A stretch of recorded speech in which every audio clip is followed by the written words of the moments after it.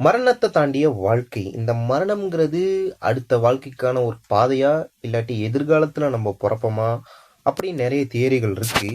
ஆனா அது எதுவுமே என்னன்னா நிரூபிக்கப்படல.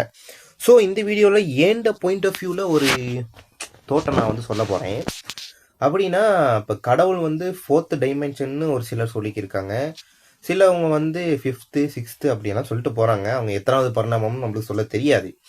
ஸோ கடவுளுங்கிறது இருக்காரானும் நம்மளுக்கு தெரியாது. ஸோ அதை பற்றி நம்ம கைக்க வேண்டாப்ப அடுத்த வீடியோவில் போயிட்டு அதை பற்றி கேட்போம். ஸோ 4வது பரிமாணம் என்னங்கிற ஒரு யூகிக்கிற ஒரு விஷயத்துக்கு வந்தோம்னா அது வந்து டைம்.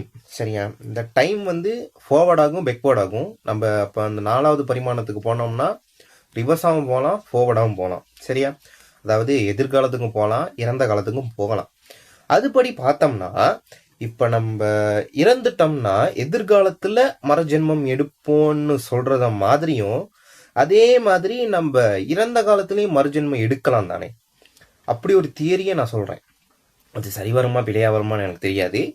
ஸோ இப்போ நம்ம இறந்துட்டோம்னா திரும்பி பாஸ்டில் பிறக்கிறதுக்கான சான்ஸ் இருக்குது தானே? சரியா? இப்போ 3rd டைமென்ஷன் இது. அதை விட 4th டைமென்ஷன் வந்து டைமாக இருந்தால் என்ன நடக்கலாம்? நம்ம வந்து பாஸ்ட்லேயும் பிறக்கலாம் தானே? ஸோ இது வந்து ஒரு முடிவில்லாத பயணமாக இல்லாமல் ஒரு வரையறைக்குள்ளே இருக்கிற மாதிரி ஒருவேளை நம்ம பாஸ்டில் பிறந்துட்டோம்னா அது ஒரு வட்டமாய் நடந்துக்கிட்டு இருந்தா அது எப்படி இருக்கும்? அது கொஞ்சம் யோசிக்கிறதுக்கு கொஞ்சம் வித்தியாசமாக இருக்கலாம்ல. அதுக்கு நான் வைக்கிறேன் பேர் வந்து சர்க்கிள் தியரி. சரியா? இப்போ ஒரு சர்க்கிள்குள்ளே தான் நம்ம இருக்கோன்னு எல்லாமே சொல்லிக்கிருக்காங்க.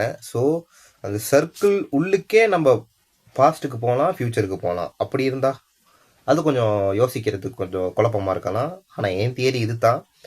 ஒரு வேளை டைம் வந்து 4th டைமென்ஷனாக இருந்தால் நம்ம ஃப்யூச்சரில் மறுஜென்மம் இருக்கான்னு தெரியாது. அப்படி எடுக்கிறதா இருந்தால் ஃப்யூச்சரில் மறுஜென்மம் எடுக்கிற மாதிரி நம்ம என்ன செய்யலாம்னா பாஸ்ட்லையும் என்ன செய்யலாம்னா பிறக்கலாம்.